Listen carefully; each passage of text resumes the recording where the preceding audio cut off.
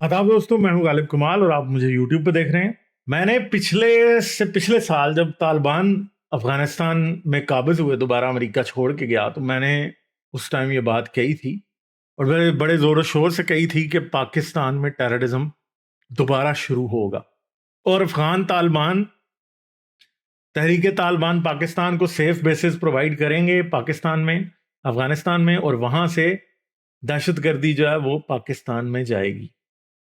और इस साल में कम से कम 3 से 4 बड़े बड़े धमाके हो चुके हैं अभी तक, और आने वाले वक्त में मैं इन्हें इंक्रीज होता हुआ देख रहा हूँ। इसकी कुछ पॉलिटिकल रीजंस भी हो सकती हैं।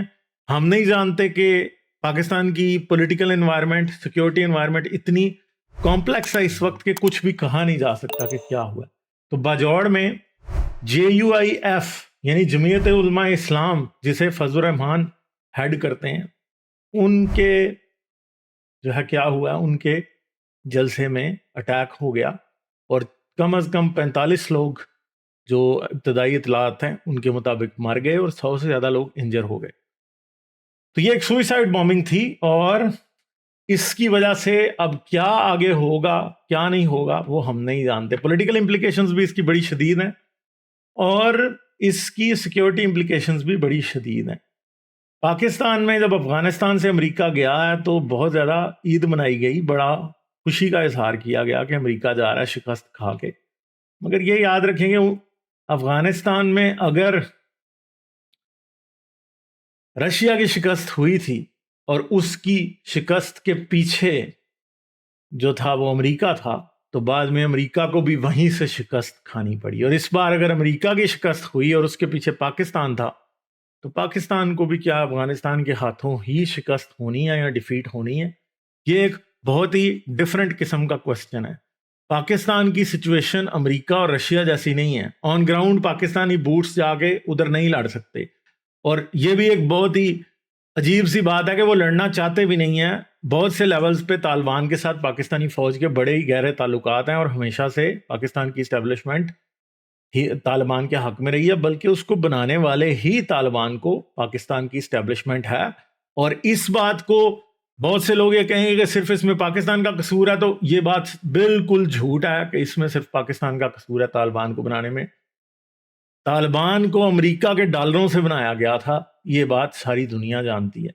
और जब आप इस तरह के जंगजू लोग किसी जगह पे एंटर कर देते हैं तो वो आते तो आपकी मर्जी से हैं, पर वो जाते कब हैं वो आप नहीं जानते। चाहे दुनिया में कहीं भी आप मिलिटेंट ग्रुप्स को ऑर्गेनाइज कर दें तो वो डिसबैंड नहीं होते, बहुत मुश्किल होता है उनको डिसबैंड करना। यहाँ तो कोई, जैसे भी यूक्रेन जैसी सिचुएशन है, वहां पे मलेशियाज बना के रशिया के साथ लड़ रहे हैं, तो ऊपर से एक प्रेसिडेंट उसको कंट्रोल कर रहा है और सब कुछ एक कंट्री हेड है जो उसे कंट्रोल कर रहा है। मगर आप जब इस तरह की तालिबान जैसी फैक्शंस बनाते हैं, तालिबान, शुमाली इत्तेहाद और तालिबान में कितने सारे ग्रुप्स हैं, उन सब की सिचुएशन में कभी भी अमन अमान नहीं हो सकता। ये याद रखें कि अफगानिस्तान में खुद भी तालिबान के कई ग्रुप्स हैं। कुछ ऐसे हैं जिनके पाकिस्तान की गवर्नमेंट के साथ या पाकिस्तान की इस्टेब्लिशमेंट के साथ अच्छे ताल्लुकात हैं, कुछ ऐसे हैं जिनके शायद दूसरी हुकूमतों के साथ अच्छे ताल्लुकात हों, कहीं ऐसे भी हैं जिनके इंडिया से भी अच्छे ताल्लुकात हो सकते हैं। तो पाकिस्तान एक मर्तबा फिर और अफगानिस्तान एक मर्तबा फिर इंटरनेशनल ताकतों का जो है वो उसकी जंग की जगह है। चाइना भी इन्वॉल्व है अभी इस वक्त इसमें। और अभी क्या है कि बिल्कुल चाइना के फॉरेन मिनिस्टर का विजिट पाकिस्तान में होने वाला था जब इस तरह का ब्लास्ट कर दिया गया, और CPEC के हवाले से बड़ी मेजर डिस्कशंस होनी थी, चाइना पाकिस्तान इकोनॉमिक कॉरिडोर के हवाले से। और China Pakistan economic corridor Pakistan के लिए और चाइना के लिए, दोनों के लिए एक बहुत ही क्रूशल प्रोजेक्ट है। और उस प्रोजेक्ट की वजह से पाकिस्तान में फॉरेन इन्वेस्टमेंट आ भी सकती है, वेस्टर्न कंट्रीज की भी आ सकती है और कंट्रीज की भी आ सकती है। सऊदी अरेबिया और मिडिल ईस्ट के बहुत सारे अरब कंट्रीज जो हैं वो पाकिस्तान में CPEC से रिलेटेड इन्वेस्टमेंट में बहुत इंटरेस्टेड हैं। मैं खुद CPEC को प्रेज नहीं करता और मैं नहीं समझता कि चाइना पाकिस्तान को उस तरह का फायदा दे सकता है जिस तरह का क्लेम किया जा रहा है, क्योंकि चाइना अपना इंटरेस्ट सबसे पहले रखता है। मगर शायद दुनिया को दिखाने के लिए बहुत से लोग ये कहते हैं कि CPEC जो है वो एक मॉडल प्रोजेक्ट है दुनिया के बाकी उन कंट्रीज को दिखाने के लिए जो बेल्ट एंड रोड इनिशिएटिव में इन्वॉल्व हैं। अफ्रीका के बहुत से कंट्रीज हैं, हमारे इवन साउथ एशिया में कुछ कंट्रीज हैं ऐसे जो कि, बल्कि सारी तकरीबन कंट्रीज ऐसे हैं इंडिया के अलावा जिधर चाइना की इन्वॉल्वमेंट بڑی ہی شدید اور بڑی زبردست قسم کی ہے. تو اب اس سچویشن میں اس نے آنا تھا تو یہ کر دیا گیا. اس گورنمنٹ کے جانے میں صرف اور صرف 9 دن رہ گئے ہیں. آج 31 جولائی ہے اور 8 اگست کو اس گورنمنٹ کا آخری دن ہوگا.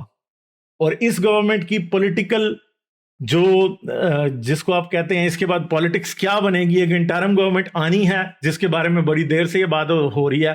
انٹرم گورنمنٹ جو ہے وہ صرف 3 ماہ کی نہیں ہوگی, وہ اس سے زیادہ بھی ہو سکتی ہے. اگر اس طرح کے خودکش حملے آگے چلتے رہیں تو پھر ہم یہ سمجھتے ہیں کہ پھر انٹرم گورنمنٹ کو ایکسٹینڈ بھی کیا جا سکتا ہے, الیکشن کو ڈیلے بھی کرایا جا سکتا ہے, جو کہ اسٹیبلشمنٹ کے حق میں ہمیں نظر آتا ہے, کیونکہ وہ عمران خان اور فتنہ عمرانیہ سے بھی نبرد آزما ہونا چاہتے ہیں. وہ ایک علیحدہ پرابلم ہے جو کہ وہ اس طریقے سے ٹیکل کرنا چاہتے ہیں. پاکستان میں پالیٹکس اور اسٹیبلشمنٹ کی کیا سوچ ہے اس بارے میں کوئی بھی کچھ نہیں کہہ سکتا. ایسا ضرور ہو سکتا ہے کہ اسٹیبلشمنٹ ٹرنڈ اے بلائنڈ آئی اور یہ اس طرح کے واقعات اب شروع ہو جائیں, but that is too early to say ابھی کہ واقعی ایسا ہو سکتا ہے. یہ ہمیں بعد میں ہی پتا چلے گا جب کب انٹرم گورنمنٹ آئے گی اور اس کی ایکسٹینشن کی طرف باتیں جائیں گی, تو تب ہمیں اندازہ ہوگا کہ اور اس طرح کے واقعات دوبارہ ہوتے رہیں اور پاکستان کی اسٹیبلشمنٹ اسے کنٹرول کرنے کے لیے کچھ نہ کرے. اس وقت پاکستان میں پارا چنار میں بھی بہت برے حالات ہیں, یہ بھی آپ کے سامنے ہے. بلوچستان میں بہت برے حالات ہیں اور ٹیررزم کے واقعات ہر طرف بڑھتے ہوئے دکھائی دے رہے ہیں. پاکستان وہ ملک ہے جس نے تقریباً 15 سال کے قریب کرکٹ پاکستان میں نہیں ہوئی, اور ابھی بڑی دیر بعد PSL پاکستان میں دوبارہ سے پاسبل ہوئی اور ہوتی ہے. اگر آپ سمجھتے ہیں اگر اس طرح کے واقعات مزید ہوتے رہے تو PSL پھر ایک بار نکل کے پاکستان سے مڈل ایسٹ میں چلی جائے گی. پاکستان کی ٹیم کو پھر اوے میچز مڈل ایسٹ میں کھیلنے پڑیں گے, سپورٹس پاکستان میں بند ہو جائیں گی اور بہت سی انویسٹمنٹ اپرچونیٹیز پاکستان میں بند ہو جائیں گی. ٹورزم کی کوئی امید پاکستان میں نہیں ہے, بہت کم ٹورسٹ آتے ہیں. پاکستان کے پاس بہت سی ایسی جگہیں ہیں جو کہ ٹورزم کے لیے پرائم سپاٹس ہیں دنیا میں, مگر وہاں پہ ٹورسٹ کبھی اس لیے نہیں آتے کیونکہ دہشت گردی بہت ہی زبردست ایک پرابلم ہے.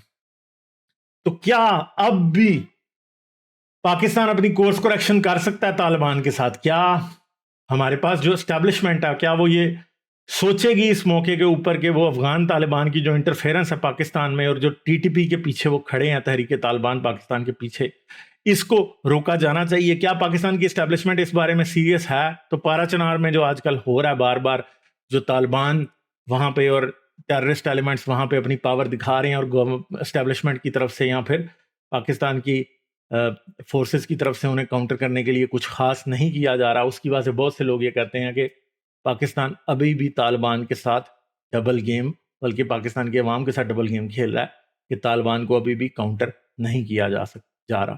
مگر کیا پاکستان واقعی افغانستان سے ایکسپورٹ ہو کے پاکستان میں آنے والے ٹیررزم کو جو ہے وہ روک سکتا ہے؟ میرے خیال میں یہ کافی امپاسبل سی بات ہے, کیونکہ یہ پورس بارڈر ہے پورا. پاکستان کو لاکھوں کی تعداد میں فوجی اپنے ویسٹرن بارڈر پہ بٹھانے پڑیں گے, تب جا کے کہیں آپ یہ سمجھ سکتے ہیں کہ اس طرف سے آنے والے ڈرگز اور دہشت گردی میں کمی آ سکتی ہے. وہ بھی مکمل طور پہ نہیں رکے گی, کیونکہ پاکستان میں بہت سارے ایسے ایریاز بھی ہیں جن کے اوپر ریٹ آف دا گورنمنٹ اس طرح سے اسٹیبلش نہیں ہے, اور تحریک طالبان پاکستان اگر ان کے پیچھے افغانستان کے طالبان کی بیکنگ ہو تو وہاں پہ بڑی زبردست طریقے سے اپنی بیس بنا سکتے ہیں. دوسری بات ہے کہ پچھلے سال میں نے یہ ڈسکس کیا تھا ایٹ لینتھ کہ اصل میں ٹیررسٹ کا موٹو ہوتا کیا ہے. عام طور پہ جب بڑے شہروں میں یا پھر مین جگہوں پہ اس طرح کے اٹیکس کیے جاتے ہیں تو اس کی وجہ سے سیکیورٹی کا ویکیوم کریٹ ہوتا ہے, کیونکہ اگر پشاور میں دھماکے ہوں گے, اگر باجوڑ میں دھماکے ہوں گے, اگر اسلام آباد میں دھماکے ہوں گے یا کراچی یا لاہور میں دھماکے ہوں گے, تو پھر اس کی وجہ سے کیا ہوتا ہے کہ سیکیورٹی فورسز کی بہت زیادہ ریسورسز ان مین سٹیز کو پروٹیکٹ کرنے پہ لگ جاتی ہیں, اور پھر بہت ساری ایسی جگہیں جو رورل ایریاز ہوتے ہیں, جو ریموٹ ایریاز ہوتے ہیں, وہاں پہ ایک ایسا زبردست ویکیوم کریٹ ہوتا ہے کہ وہاں پہ طالبان اپنی حکومتیں تک قائم کر سکتے ہیں. کیا پاکستان کی انٹیلیجنس ایجنسیز کا یہ ایک انٹیلیجنس فیلئر ہے؟ ڈیفینیٹلی ایک بہت بڑا انٹیلیجنس فیلئر ہے. مگر کیا یہ چیزیں آگے چلتی رہیں گی؟ بالکل چلتی رہیں گی. کیا ایسا پاکستان کے عوام کے حق میں بہتر ہو سکتا تھا کہ جب امریکہ طالبان کے ساتھ لڑ رہا تھا افغانستان میں تو پاکستان پورے طریقے سے امریکہ کا ساتھ دیتا تاکہ وہ طالبان کو اپروٹ کر کے جاتا. مگر یہ بھی ایک بہت ہی کمپلیکس قسم کی بحث ہے، کیونکہ بہت سے لیولز پہ یہ بھی دکھائی دیتا ہے کہ شاید ایک لیول تک امریکہ ان کو کاؤنٹر کر سکتا تھا افغانستان میں، اس کے بعد وہ بھی ان کو کاؤنٹر نہیں کر سکتا تھا. کچھ لیولز پہ تو بہت سے لوگ یہ بھی کہتے ہیں کہ امریکہ بھی ان کو پورے طریقے سے اپروٹ کرنے میں افغانستان میں انٹرسٹڈ نہیں تھا. پاکستانی گورنمنٹ اور پاکستان کی اسٹیبلشمنٹ، پاکستان کی سیکیورٹی فورسز، انٹیلیجنس ایجنسیز ہمیشہ طالبان کو کوئنچ کرنے کے یا ان کو ختم کرنے کے حق میں نہیں رہیں. پاکستان کی یہ بڑی خطرناک پالیسی رہی ہے. مگر کیا ہم اس کو یہ کہہ سکتے ہیں کہ اس پالیسی کا پاکستان کو کوئی اچھا رزلٹ ان فیوچر ملے گا؟ تو میں سمجھتا ہوں کہ یہ بہت ہی بڑی مس کیلکولیشن ہے کہ پاکستان کی اسٹیبلشمنٹ یا پاکستان کی گورنمنٹ کسی بھی لیول پہ افغانستان یا پاکستان دونوں میں طالبان کو ایک ایسٹ سمجھتی ہے. ہاں یہ بات بھی آ رہی ہے کہ یہ حملہ شاید آئیسس نے کیا، مگر یہ یاد رکھیں کہ آئیسس بھی اگر افغانستان سے آپریٹ کر رہی ہے تو اس پہ ذمہ داری طالبان کی ہی بنتی ہے. جیسے پہلے پاکستان سے افغانستان میں حملے ہو جاتے تھے اور افغانی ہمیشہ الزام لگاتے رہتے تھے کہ افغانستان میں امریکی فورسز پہ حملے کرنے والے یا افغانستان میں کابل یا دوسرے پبلک پلیسز پہ شہروں میں حملے کرنے والے جو لوگ ہیں وہ پاکستان سے آتے ہیں، تو اب طالبان کی طرف سے آنے والے لوگ بھی ہمیں نظر آ رہے ہیں. کیا اس بارڈر کو کمپلیٹلی کلوز کرنا پاسبل ہے؟ کیا کوئی فول پروف سسٹم ہو سکتا ہے جس کے تھرو یہ میک شور کیا جا سکے کہ وہاں سے کوئی بھی پاکستان میں انٹرفیئر نہیں کرے گا؟ تو میرے خیال میں یہ بات بالکل بھی پاسبل نہیں ہے. اور یہ کہنا کہ کیا ایون کہ یہ بھی امریکہ کے ہوتے ہوئے یہ پاسبل تھا کہ پاکستانی فورسز مکمل طور پہ پاکستان سے جو نان اسٹیٹ ایکٹرز ہیں ان کے آپریشن میں افغانستان میں رکاوٹ بن سکتی تھی، تو وہ بھی مکمل طور پہ پاسبل نہیں تھا. مگر ہاں ہم ایک بات جانتے ہیں کہ پاکستان کی اسٹیبلشمنٹ کی طرف سے ایک بدنیتی امریکہ کی طرف بھی دکھائی گئی.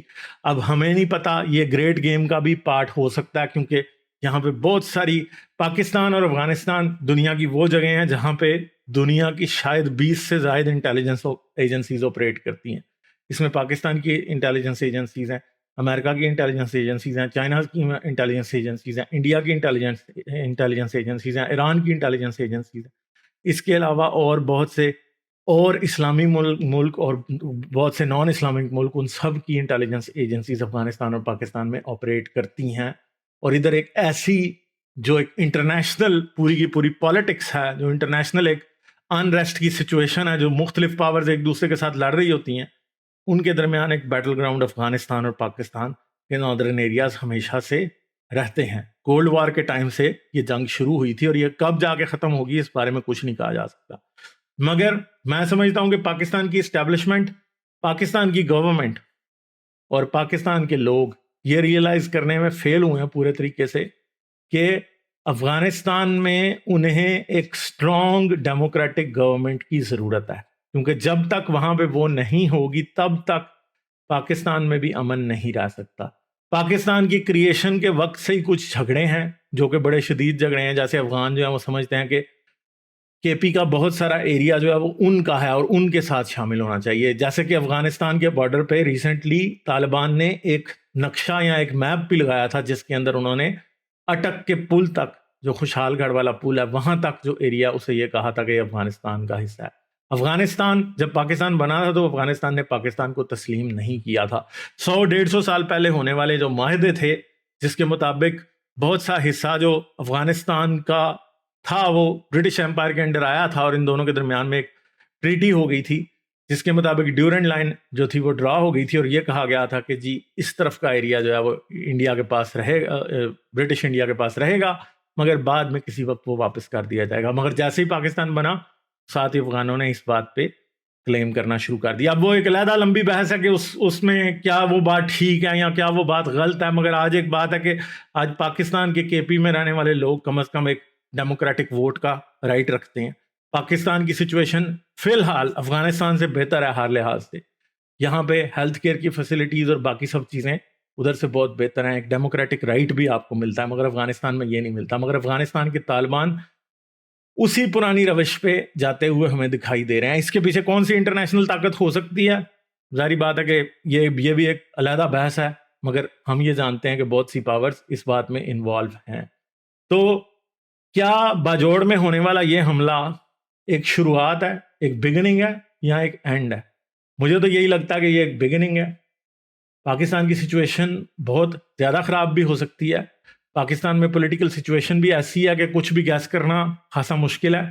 کیا اس طرح کے واقعات مزید ہوں گے اور ان کو بعد میں ایز این ایکسکیوز یوز کیا جائے گا کہ آنے والی انٹرم گورنمنٹ کو ایکسٹینڈ کیا جا سکے؟